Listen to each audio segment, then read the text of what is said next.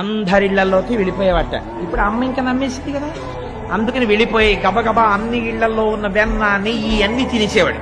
తినేసి ఆయనది ఏ సామాన్యమైన బస్సు అండి, అందులో అన్ని లోకాలు ఉన్నాయి. అమ్మ నమ్మకుండా ఉండాలని మూతంతా తుడిచేసుకునేవాట. బయటే శుభ్రంగా ఆడుకుని వచ్చిన వాళ్ళ మట్టి అవి చేతులకి ఒంటికి బాగా పూసేసుకుని బయటే ఒరే గుప్చు ఎవరు చెప్పకండి అనేవాడు అని ఆ ఆకులకి అలమలకి తుడిచేసేవాడు. ఆవులకి రాసేసేవాడు ఆ వెన్న నెయ్యిని. రాసేసి ఇంట్లోకి వస్తూనే ఒంటి తలుపులు అవన్నీ మధ్యలో ఇలా అడ్డంగా ఉండి ఆ తలుపు ఇలా తోస్తా, అమ్మ ఆకలేసేస్తోందమ్మా బువ్వ పెట్టమ్మా, అమ్మ నాకు బువ్వ పెట్టమ్మా అంటూ ఇంట్లోకి వచ్చేవాడు. అమ్మ అనుకునేది పాపం ఎంత ఆకలేస్తుందో, ఇందాక ఎప్పుడో పాలు తాగి వెళ్ళిపోయాడు పిల్లాడు, చెప్పి దానన్నా బువ్వ పెడతాను అని చెప్పి నీ కోసం పప్పు వండాను, నీ కోసం చక్కెర పొంగలు వండాను అని అన్నీ కూర్చోపెట్టి కలిపి నోట్లో పెడితే కథ చెప్పు తింటాడు. మళ్ళీ ఇదోటి లంచం.